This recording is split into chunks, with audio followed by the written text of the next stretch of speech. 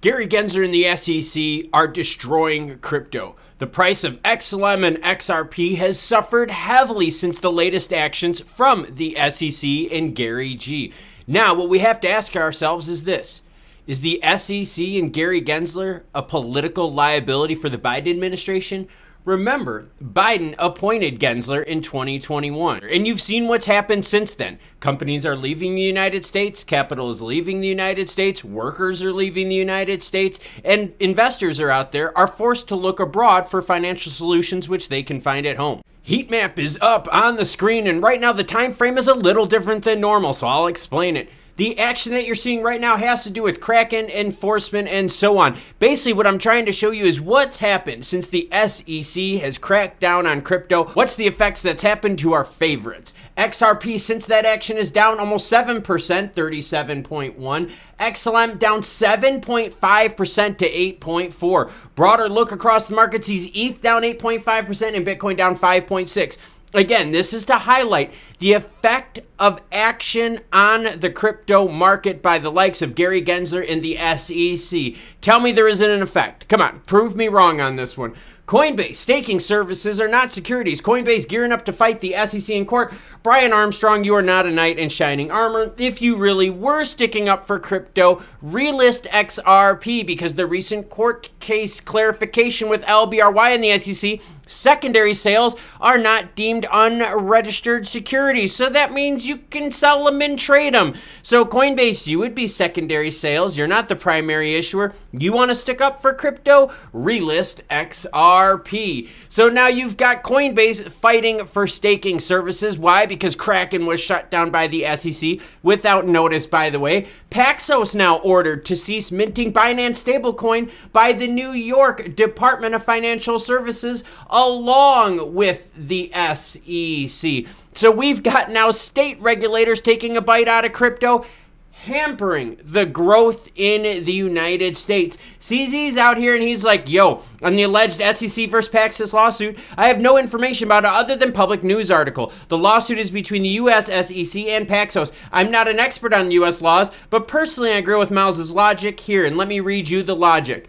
The SEC has labeled BUSD an unregistered security and is suing its issuer Paxos. And remember, as always, any article you see in this video will be linked in the description below. But how on earth is a stablecoin considered a security when it clearly doesn't meet the Howey test? No one has ever had the expectation of profit when buying BUSD. In doing so, the Supreme Court established 4 criteria to determine whether an investment contract exists: an investment of money, common enterprise, the expectation of profit, and to be derived from the efforts of others. Not much profit action happening in stablecoins. Ripple's general counsel now getting involved with this too, and this is what we're talking about. Is Gary Gensler a liability for the Biden administration? Ripple general counsel views SEC chair as Biden's administration's political liability. Stewart's got some claims here, some stats that I want to share with you, and I think it's going to open your eyes because remember, the recent price that I showed you on this heat map here has to do with recent SEC action.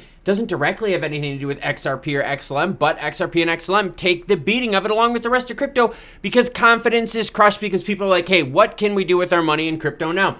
But here's Alderati's claims. Stats suggest that Alderati's claims are accurate. A study from last month revealed that 46 million Americans own a share of Bitcoin, representing 22% of the adult population. An NBC poll from last March showed that 1 in 5 Americans have dabbled in cryptos, with the majority of proponents being men between ages 18 and 49. And Stewart's tweet here, and don't worry if you want to follow me on Twitter, I will have that linked in the description below, along with my second channel where I show you my life outside of crypto. Check it out if you got a few minutes. Here's Stewart. Over 40 million Americans own crypto. Most of these are between the ages of 18 and 34 and are demographically and racially diverse. That's a lot of votes. Gary Gensler is a political liability. I have to agree here.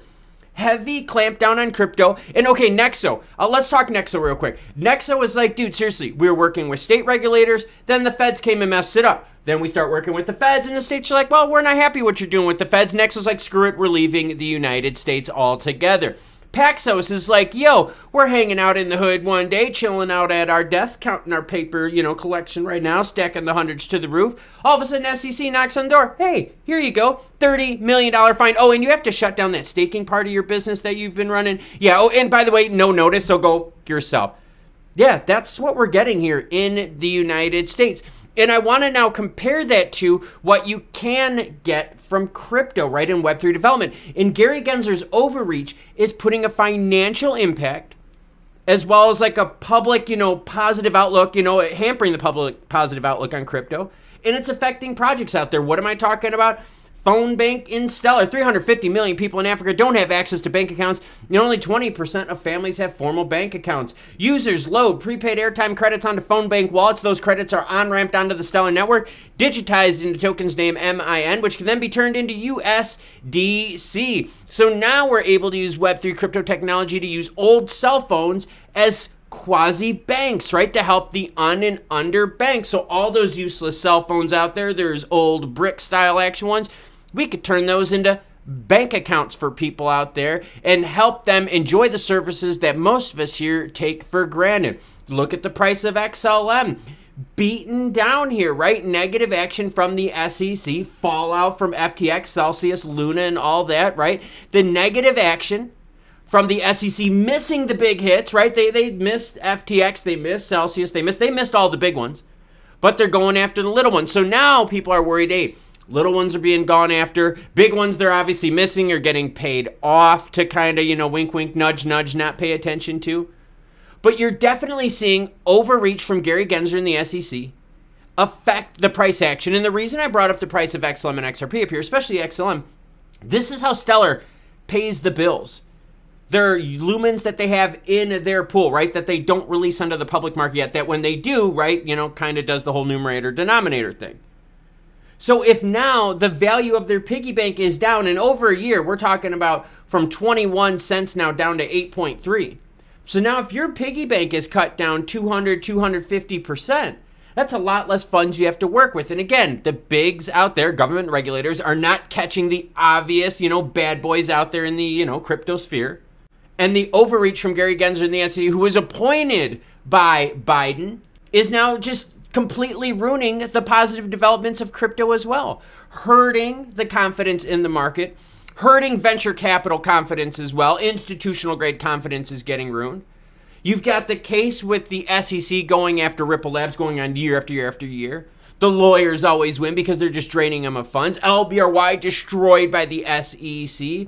Kraken all of a sudden gets taxed. BlockFi got hit with a $100 million fine. Coinbase got taxed with $100 million as well. It's a mess out there. And this is all from Biden appointing Gary Gensler and Biden administration, as well as Congress out there, not reeling in the SEC, saying, hey, play nice with these crypto people. We want some of their capital in the United States. We want some of this tech development to happen in the United States. It is a full-on assault on the crypto Web3 industry, especially here in the United States. Frustrating to see the overreach not reined in by current administration, and frustrating to see that the SEC now is going even wider, saying that staking products fall under their umbrella of responsibilities. This is definitely hampering the action we're seeing in the crypto Web3 space. Venture capital is going to definitely stay on the sidelines until regulations and all this clarity gets cleared up. The SEC, Gary Gensler, is just making a mess out of this.